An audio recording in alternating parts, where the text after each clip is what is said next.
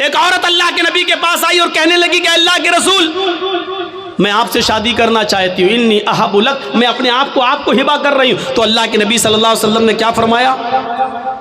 अब मुझे ज़रूरत नहीं है।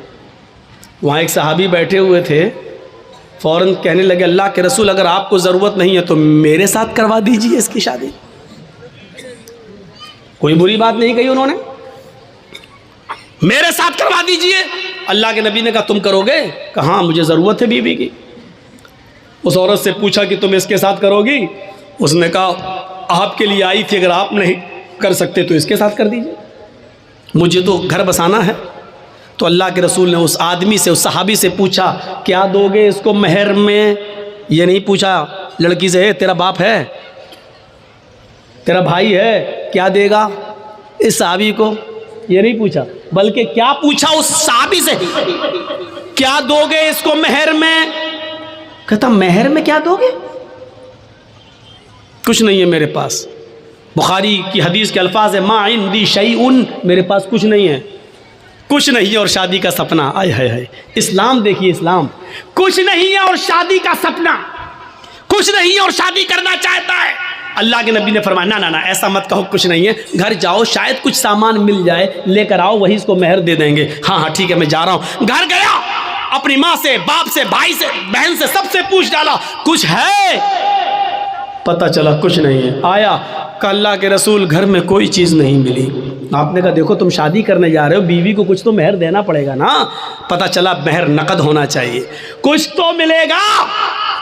कहने लगे कुछ नहीं मिला। अल्लाह के नबी ने कहा दोबारा जाओ। कहा जब कुछ है ही नहीं तो फिर दोबारा जाके क्या 50 बार भी जाऊंगा तो कुछ नहीं मिलेगा।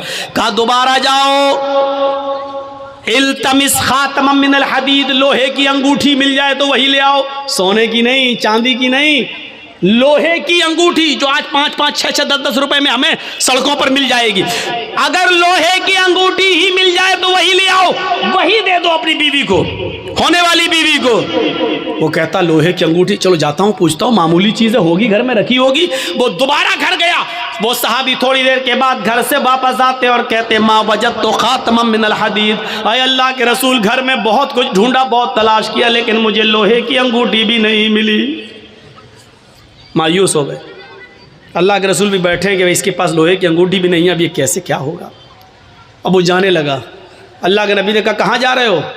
क्या करूँगा बैठ के, जब निकाह ही नहीं हो सकता है, लोहे की अंगूठी भी नहीं है, कुछ नहीं है घर में, जा रहा हूँ खेती बाड़ी करूँगा, कुछ मेहनत करूँगा, मजदूरी करूँगा, माँ बूढ़ी है उसकी जिम्मेदारी है मेरे ऊपर, बाप बूढ़े हैं उनको खिलाता हूँ पिलाता हूँ, जा रहा हूँ काम धंधा करूँगा कुछ। अल्लाह के नबी ने कहा इधर आओ, बैठाया अपने पास, पूछा तुम्हारे पास कुछ नहीं है?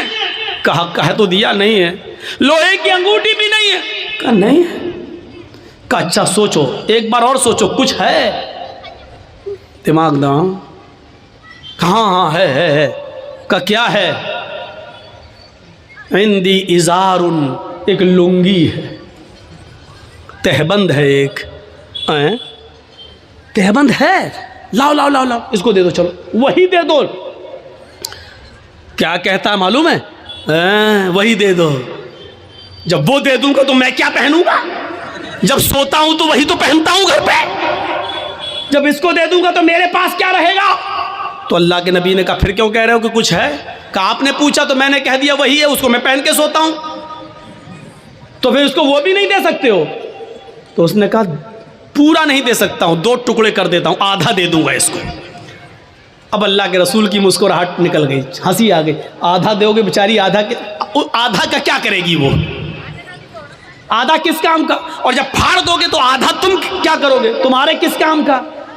किसी काम का हो या ना हो, कम से कम खेत में बिछा तो लेंगे, बैठ तो जाएंगे। बांधने के लायक नहीं रहेगा तो क्या हुआ, कम से कम जमीन पर बिछा के बैठ तो सकते हैं। पूरा नहीं दे सकता हूं मैं, दूंगा तो आधा। अल्लाह के नबी ने कहा आधा ना उसके कोई काम का, ना आधा तेरे कोई काम का। नहीं नहीं, ये तो नहीं लूंगा। अच्छा ये बताओ कुरान कितना याद है? ओहो नौजवानों सुनो, वीडियो बनाने वालों सुनो, अपने अपने कैमरों में कैद करने वालों सुनो, सुनना और पूरी तकरीर मत सुनना, बस वही सुनते रहना कि सबसे बड़ा सख्त अजाब उसको होगा जो दुनिया में तस्वीर है। पूरी तकरीर मत सुनना, बस यही सुनते रहना, ये जुमले तुम्हें थप्पड़ मारते रहेंगे। जब तक दूसरे साल हमें बुला नहीं लो तब तक वही हदीस तुम्हें थप्पड़ मारती रहेगी कि हम क्या क्या करते हो, कितने बड़े बड़े गुनाह करते हैं। सुनो, कहा कुरान तुम्हें कितना याद है। सोना नहीं, चांदी नहीं, कपड़ा नहीं, दौलत नहीं, यहां तक कि बीवी को देने के लिए लोहे की अंगूठी भी नहीं। इतना गरीब घर का सहाबी, लेकिन जब उससे पूछा कि तुम्हें कुरान कितना याद है, सर उठाता है, कहता है अल्लाह के रसूल मुझे सूरह मुल्क याद है, मुझे सूरह हश्र याद है, मुझे सूरह जुमा याद है, मुझे सूरह मुनाफिकून याद है, मुझे सूरह नबा याद है, मुझे सूरह कयामा याद है। अल्लाह के नबी ने फरमाया क्या तुम्हें इतनी सूरतें याद हैं? कहा हाँ। आपने कहा क्या तुम मुझे मुंह जबानी बगैर देखे सुना सकते हो? उसने कहा। आपने कहा इतनी सूरतें तुम्हें याद हैं? उसने कहा हाँ। कहा फिर ये क्यों कहते हो कि मेरे पास कुछ नहीं है? तुम्हें इतनी सूरतें याद हैं, क्या तुम इन सूरतों को अपनी बीवी को याद करा दोगे? इस औरत को याद करा दोगे जिसके साथ मैं तुम्हारा निकाह करना चाहता हूं? उसने कहा हाँ मैं करा दूंगा। उस औरत से पूछा अगर तेरे शौहर के तेरे निकाह के मेहर में अगर कुरान की इन सूरतों को मैं मेहर बना दूं और इन्हीं सूरतों को तू अपना मेहर मान ले तो क्या तू इससे निकाह कबूल कर लेगी? क्या इन कुरान की सूरतों को अपना मेहर मान लेगी? कहने लगी रोते हुए हाय अल्लाह के नबी, जिस औरत की शादी में, जिस औरत के निकाह में कुरान की सूरतें मेहर बन जाएं, उससे ज्यादा बाबरकत निकाह किसका हो सकता है? उससे ज्यादा पाकीज़ा निकाह किसका हो सकता है? फिर अल्लाह के नबी ने उन सूरतों को ही मेहर बना दिया और उसके बाद निकाह पढ़ा दिया। उस औरत का ना कोई बाप था, ना चचा था, ना भाई था, इसलिए खुद अल्लाह के रसूल काजी की हैसियत से उसके वली बन गए, सरपरस्त बन गए और आपने उसका निकाह करके उसी दिन भेज दिया। न बारात का पता था, न उबड़ने का पता था, न हल्दी का पता था, न मेहंदी का पता था, न लड़कियां लड़के को देखने आई हैं, न लड़की वाले देखने आए। वहीं पर निकाह हुआ और सब कुछ हो गया सारा। और सुनो, ये निकाह जितनी सादगी के साथ हुआ, 1400 साल के बाद आज भी इस निकाह का चर्चा होता है, इस निकाह का तज़किरा होता है, इस निकाह का जिक्र होता है। 1400 साल के बाद भी इस निकाह का जिक्र हो रहा है। तो मेरे भाइयों, मैं कहना ये चाह रहा था कि इस्लाम मुकम्मल एक मजहब है, मुकम्मल कंप्लीट एक दीन है, कंप्लीट। इस्लाम के अलावा कोई दीन कंप्लीट नहीं है। इस्लाम की खुसूसियत एक और है, क्या है? ये दीन मुअतदिल है। मुअतदिल किसको कहते हैं? आइए जरा सुन लीजिए। दीन मुअतदिल, एतदाल, जिसके अंदर मियां न रवी हो, जिसके अंदर न बहुत ज्यादती हो न बहुत कमी हो, एतदाल। ये सिर्फ इस्लाम की खुसूसियत है। क्या हुआ? कुछ हुआ है? बारिश हो रहा है तो थोड़ा देर बैठिए, जब तेज होगी तो सबसे पहले तो हम ही भागेंगे। जब तक हम बैठे हैं तब तक आप बैठे रहिए। सुनिए, अच्छा पिंडाल है, वाटर प्रूफ पिंडाल है, आप लोग डरिए नहीं। सहाबा किराम ने इस्लाम के लिए अपनी जानें लुटा दी। आप थोड़ी सी बारिश बर्दाश्त नहीं कर सकते हैं? बैठिए, आज आपके ईमान का इम्तहान लेना है। आज आपके ईमान का इम्तिहान लेना है। जो योगी और मोदी का प्रस्तार है वो जाए, जो मोहम्मदुर रसूलुल्लाह का प्रस्तार है वो बैठे, जो ईमान जिसके दिल में है वो बैठे, जिसको इन सियासी लीडरों से मोहब्बत है वो जाए, जिसको ईमान से प्यार ना हो वो जाए, जिसको मोहम्मदुर रसूलुल्लाह की शरीयत से प्यार है वो यहाँ बैठे, वो यहाँ सुने।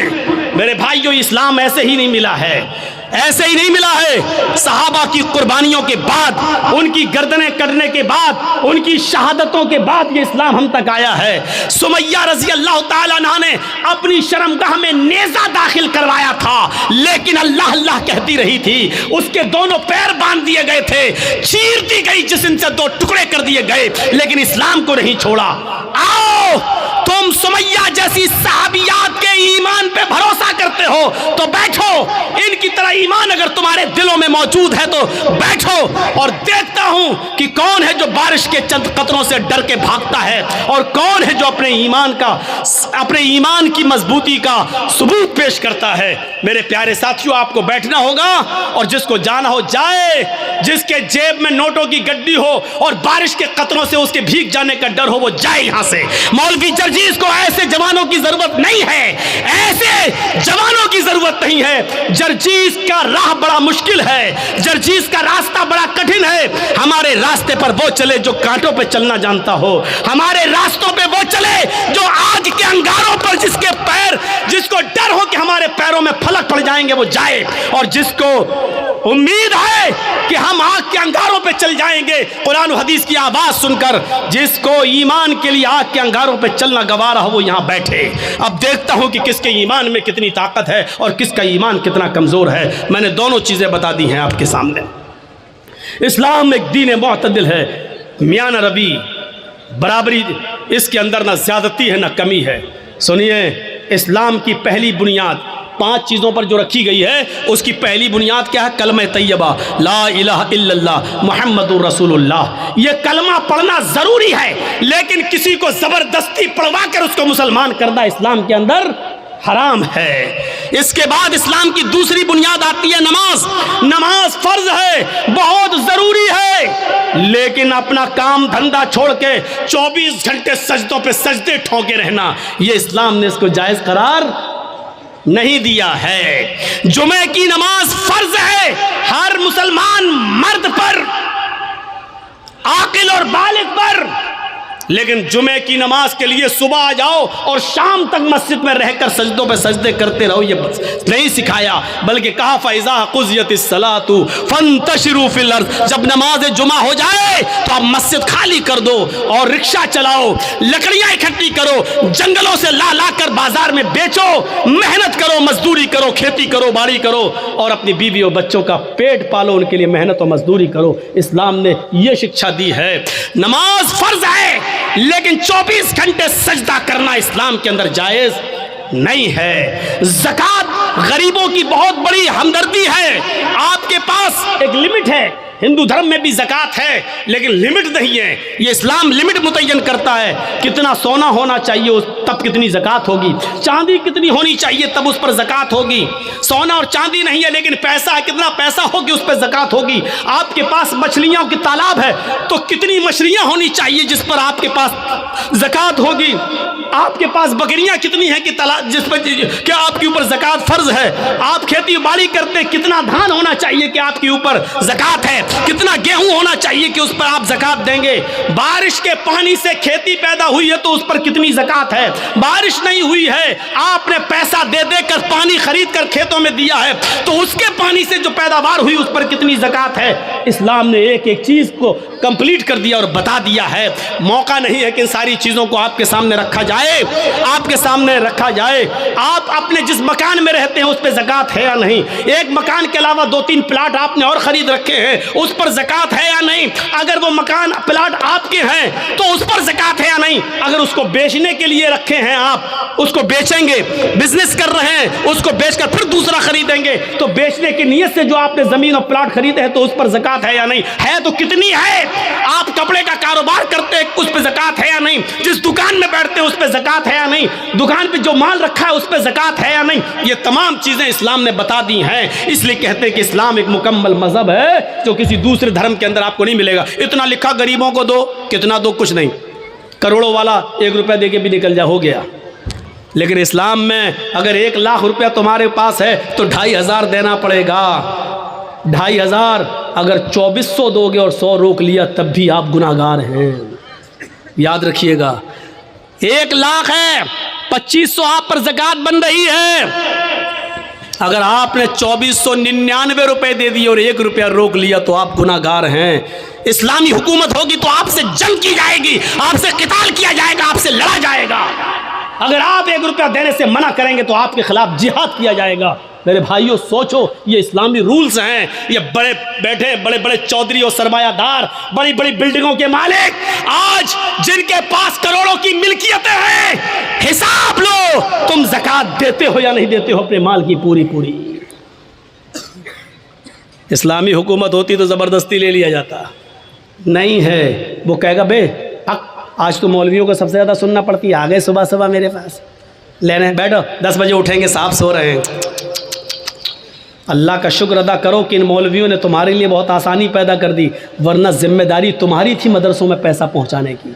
ये तुम्हारे घर आकर तुम्हें अज़ाब इलाही से बचा रहे हैं, तुम्हारे घर आकर, और तुम इन मौलवियों के बारे में कहते हो कि जाओ सुबह आना, जाओ 10 बजे आना, अभी हम सो रहे हैं। ये ज़मीन कहीं फट न जाए, और आए अमीर आदमी, आए चौधरी, कहीं तो इस ज़मीन के अंदर धस न जाए, धस न जाए। मौलवियों की 2 साल कोरोना रहा, कभी आपने सोचा उलमा का क्या हुआ बेचारों का? जो मदरसे बंद हुए उनका बारे में सोचा कभी आप? एक मौलाना साहब मस्जिद में दुआ कर रहे हैं, वो वीडियो बड़ा वायरल हो रहा है। 26 साल तक उन्होंने किसी मस्जिद में इमामत की, 26 साल के बाद उनकी तनख्वाह कितनी हुई? 12,000। 12,000। अब वो मस्जिद में जुमा पढ़ाने के बाद, जुमा ख़त्म करने से पहले दुआ कर रहे हैं, अल्लाह जिब 26 साल मैंने इस मस्जिद में जुमा पढ़ाया है, इस मस्जिद में नमाज़ पढ़ाई है, आज मेरी तनख्वाह 12,000 है, जितनी मेरी तनख्वाह है उतनी तनख्वाह, उतना ही कारोबार, उतनी ही दौलत का मालिक मस्जिद के सेक्रेटरी को बना दे, मदरसे के सेक्रेटरी को बना दे, मस्जिद के मुतवल्ली को बना दे। सब चुप। उसने कहा आमीन बोलो, आमीन बोलो। कोई आमीन ही नहीं बोल रहा। कहा क्यों, क्या हुआ? तुम्हें ये दुआ बुरी लग रही है तो कम से कम मौलवियों के बारे में भी तो सोचो। 12 साल से उसकी तनख्वाह 3,000 4,000 से आया, 12 साल 26 साल में उसकी तनख्वाह 12,000। ये कौम का हाल है जो अपने इमाम की कदर न कर सके, जो अपने इमाम की तनख्वाह ना बढ़ा सके, जो अपने इमाम को खाता और पीता हुआ ना दे सके, वो इस्लाम के लिए क्या कुर्बानी देगा? कौन करेगा उनकी देखरेख? मैंने कहा ना, 4 लाख मदरसे, 50 लाख उलमा, नतीजा 2% मुसलमान। नमाज फर्ज है, दिन भर मुसल्ला बिछाकर नमाज पढ़ने की इजाजत नहीं। ज़कात फर्ज है, लेकिन इस्लाम ने यह भी नहीं कहा कि तुम्हारे पास जो कुछ सब गरीबों में दे दो और खुद फकीर बन जाओ, ये भी जायज़ नहीं है। देख रहे हैं आप? और जो ऐसा करता है वो बेवकूफ़ और पागल है। इस्लाम ने जितना बताया उतना दो, उसके बाद जो और दे सकते हो वो तुम्हारा सदका और खैरात होगा। ज़कात जितनी बनती है उतनी तो दो कम से कम, लेकिन पूरा का पूरा सब कुछ लुटा देना और अपने आप को कंगाल कर देना, इस्लाम ने ये नहीं सिखाया। आखिरी चीज़ है इस्लाम की हज, बहुत बड़ी नियामत है, हज फर्ज है। अगर आपके पास इस वक्त हज की इस्तिताअत हो गई है, लेकिन 2 साल के बाद आपकी बेटी की शादी है और आप हज का फार्म नहीं भर रहे हैं, तो आप गुनाहगार हैं।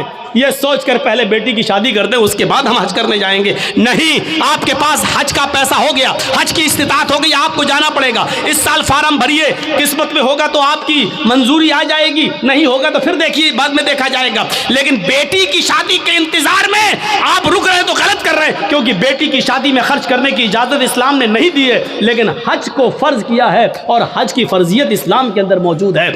और अगर कोई अमीर आदमी जो अभी तक हज की इस्तिताअत रखता है, 3-4 लाख रुपए खर्च करके हज करने जा सकता है, लेकिन नहीं जा रहा है, अगर इसी हाल में उसकी मौत हो गई तो माता अलल मजूसिया, तो वो मजूसियत की मौत मरेगा। ये अल्लाह के नबी ने फरमाया कि वो इस्लाम पर नहीं, मजूसियत की आग का पुजारी होकर मरेगा, उसका इंतकाल इस्लाम के ऊपर नहीं होगा। माता अलल मजूसिया, वो मजूसियत पर मरेगा। एक हदीस के अंदर आता है, माता अला अला अला गैरिल फितरा, वो इस्लाम के खिलाफ गैर इस्लाम पर मरेगा, यानी उसका इंतकाल इस्लाम के ऊपर नहीं होगा।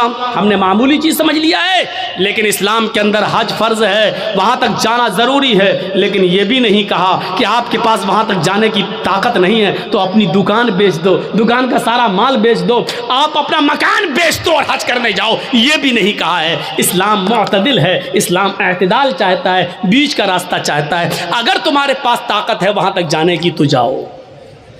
ज़कात अगर तुम पर फर्ज हो रही है तो दो, रमज़ान के रोज़े तुम रखो, लेकिन यह भी नहीं कहा कि मुसलसल और पैर दर पे रखते चले जाओ, हमेशा रखो कभी ना छोड़ो, यह भी नहीं कहा है। अगर ऐसा करते हो तब भी गुनाहगार हो। तो ये इस्लाम मुअतदिल है, एतदाल उसके अंदर है, मियान रवि और बीच का रास्ता है। इस्लाम दीनु सहल है, ये आसानी चाहता है।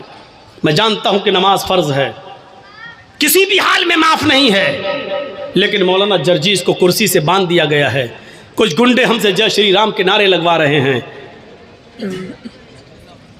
मार रहे हैं। इसी वक्त अज़ान की आवाज आती है, अल्लाहु अकबर, अल्लाहु अकबर। जर्जीस साहब, नमाज इस वक्त भी माफ नहीं। देख रहे हैं आप, जर्जीस साहब कह रहे हैं, जालिमों मार लेना मुझे, लेकिन नमाज का वक्त हो गया, कम से कम मुझे नमाज पढ़ लेने दो। ये कहना पड़ेगा जर्जीस साहब को। छोड़ देते हैं तो ठीक है, लेकिन हाथ पैर बंधे हैं, नहीं छोड़ रहे हैं। एक बार कहिए, जालिमों छोड़ दो मुझे ताकि मैं वुजू बना लूं। उन्होंने कहा नहीं, तुम्हारे हाथ पैर नहीं खोले जाएंगे। तब भी नमाज फर्ज है। अगर वुजू बनाने की इजाजत नहीं दी जा रही है तो दिल में नियत कर लो वुजू की। सुन रहे हैं? मार पड़ रही है, दुश्मन सामने खड़ा है। नौजवानों, तुम्हारे ऊपर तो ये कुछ भी नहीं हो रहा है और फिर भी तुम सोते रहते हो, बने हो मोहम्मद असलम, मोहम्मद अकरम, मोहम्मद अजहर, मोहम्मद फला। ओ सुनो, मार लग रही है, डंडों पे डंडे बरसाए जा रहे हैं। थोड़ी देर बाद हमारी रूह निकल जाएगी, क्योंकि लिंचिंग करने वालों ने हमें छोड़ा नहीं है, मार मार के मार ही डाला है। इनको नशा है किसी ताकत का, इनको नशा है किसी के पावर में होने का। इनको मालूम है कि हम कुछ भी कर लें, हमारी कितनी वीडियो बन जाए, हमारे ऊपर जिसका हाथ है वो कुछ नहीं होगा। न पुलिस हमारी FIR करेगी, और करेगी भी तो सरकार हमारे मुकदमे वापस ले लेगी। इनको मालूम है ये सब कुछ, उस नशे ने इनको मजबूर कर दिया। लेकिन नमाज इस हाल में भी पढ़ना पड़ेगी। आसानी क्या है? नमाज फर्ज है, ये सख्ती है। लेकिन आसानी क्या है? अगर वो तुम्हें वुजू नहीं बनाने दे रहे हैं तो तुम दिल में नियत कर लो वुजू की। अगर वो तुम्हें खोल नहीं रहे, किबले की तरफ तुम्हारा चेहरा नहीं करने दे रहे हैं, तो दिल में नियत कर लो, अगर मेरा चेहरा खुला होता तो मैं किबले की तरफ कर लेता। आय अल्लाह, मेरे लिए किबला आज बदलने की ताकत नहीं है मेरे लिए, ये लोग मेरा चेहरा किबले की तरफ नहीं कर सकते। लेकिन आइनमा तवल्लु वजूहकुम, हम जहां कहीं भी हैं, जिस तरफ भी मेरा चेहरा है, तू तो अपने इल्म के एतबार से हर जगह। आय अल्लाह, मेरी नियत को ही मेरे लिए किबला बना दे।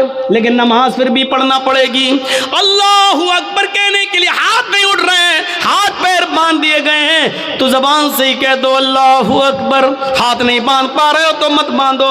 अब अगर तुम्हें हाथ बांध कर दुआएं नहीं पढ़ने का मौका मिल रहा है तो ऐसे ही पढ़ते रहो जबान से, अल्हम्दुलिल्लाहि रब्बिल आलमीन अर्रहमानिर रहीम मालिकी यौमिद्दीन। नमाज इस हाल में भी तुम्हें पढ़ना पड़ेगी। आसानी यह है कि जिस कंडीशन में हो उसी कंडीशन में पढ़ लो, लेकिन माफ नहीं है।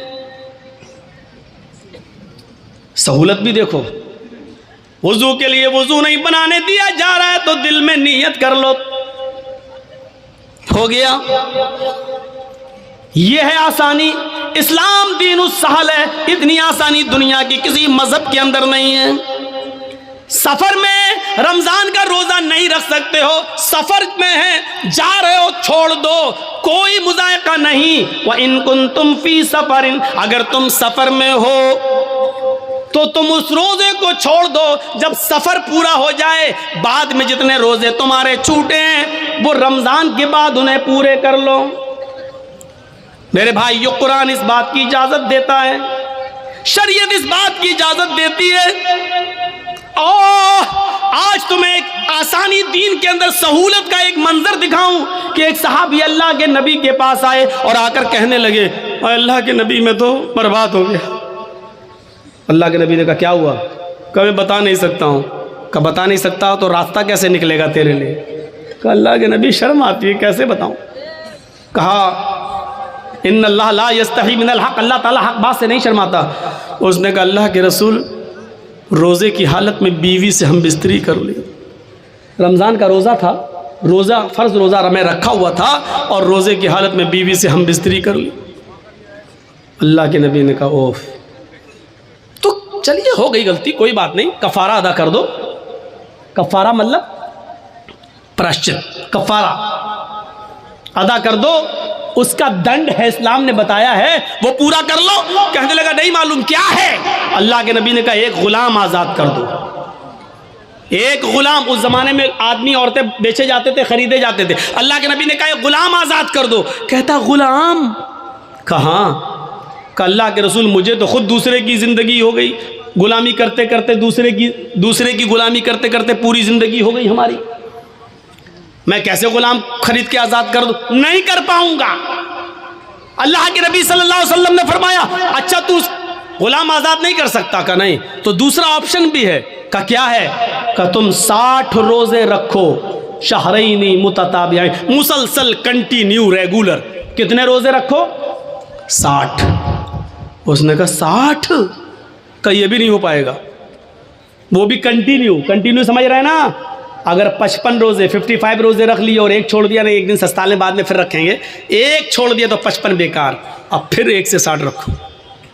अगर बुखार आ गया, बीमार हो गए, कोई बात हो, वो एक अलग बात है, वो एक मजबूरी है। लेकिन सोचो जो लोग रोज़े की हालत में, जिनकी नई नई शादी होती है, इसलिए उनसे कहा कि ज़्यादा रोज़े की हालत में थोड़ा दूर ही रहो, रोज़े की हालत में बीवी से। क्यों कहा? क्योंकि नई नई शादी हुई है, थोड़ा करीब आओगे, दिल बहक गया, कहीं ऐसा ना हो कि रोज़ा ही ख़राब कर बैठो। तो अल्लाह के नबी सल्लल्लाहु अलैहि वसल्लम ने मना किया है, रोज़े की हालत में ज़्यादा करीब मत हो। रात पूरी पड़ी है, दिन में करीब मत हो। सोचने का अल्लाह के रसूल 60 रोज़े वो भी मुसलसल पैदर पर नहीं रख पाऊंगा। आपने कहा क्यों? कहा एक रोज़े में तो ये हालत हो गया, बीवी से मिल बैठा, 60 नहीं रख पाऊंगा। एक रोज़े पे तो सब्र नहीं हो सका, 60 में कौन कर लेगा? नहीं हो, ये भी नहीं हो, मेरी ताकत से बाहर है। अल्लाह के नबी ने कहा अच्छा तो तीसरा ऑप्शन भी है तुम्हारे लिए। कहा क्या? आपने कहा 60 मिस्कीनों को खाना खिलाओ। बड़ा दिलचस्प वाकया है, 60 मिस्कीनों को खाना खिलाओ। कहता है 60 कहाँ? अल्लाह के रसूल आपको मालूम नहीं है कि मैं किस बस्ती से आया हूँ? कहा किस बस्ती से आया हूँ? अल्लाह के रसूल मैं फ़ला फ़ला बस्ती का रहने वाला हूँ और मेरा हाल ये है कि सुबह अगर खा लेता हूँ तो शाम को भूखा सोता हूँ, और शाम को अगर खाने को मिल जाए तो सुबह नहीं मिलता है। एक टाइम नसीब है, एक टाइम नहीं। और आप हमसे कह रहे हैं 60 मिस्कीनों को खाना खिलाओ। अरे हमें तो 2 टाइम खाना नसीब नहीं हो रहा, 60 को कहाँ से खिलाऊँगा? अल्लाह के नबी ने कहा यही 3 रास्ते थे, चलो एक और रास्ता निकालता हूँ तुम्हारे लिए। नमाज का वक्त हुआ, नमाज पढ़ने साहबा आए। नमाज के बाद आपने साहबा को बताया तुम्हारे भाई को ऐसी ऐसी परेशानी हो गई है, इसके लिए कुछ मदद करो, कुछ चंदा अंदा करो। साहबा ने चंदा किया, कोई 2 खजूर लाया, कोई 5 खजूर लाया, कोई 10 खजूर लाया। 10 किलो का एक टोकरा भर गया खजूरों का, इतना बड़ा टोकरा। अल्लाह के रसूल ने कहा लो ये तुम्हारे भाइयों ने तुम्हारी मदद की है, चलो इस 10 किलो खजूरों के टोकरे को उठाओ, अपने गांव में ले जाओ, अपने कबीले में, और वहां जितने गरीब हैं उनमें तकसीम कर दो, तुम्हारा कफारा अदा हो जाएगा। जाओ। हंसने लगा। अल्लाह के नबी ने कहा क्यों हंस रहे हो? अल्लाह के रसूल आपने कहा अपने गाँव में ले जाओ और गरीबों में बांट दो। कहाँ? कहा अल्लाह की कसम मुझसे ज़्यादा गरीब मेरे पूरे गाँव में कोई है ही नहीं। क्या बोला? अल्लाह की कसम, अल्लाह से, अल्लाह की कसम पूरे गांव में मुझसे ज्यादा गरीब मेरे पूरे गांव में कोई नहीं है। ये सुनकर अल्लाह के नबी भी हंस दिए, सहाबा भी हंस पड़े। अल्लाह के नबी ने कहा अच्छा जाओ तुम ही खा लो और अपने बच्चों को खिला दो, जाओ कफारा अदा हो जाएगा।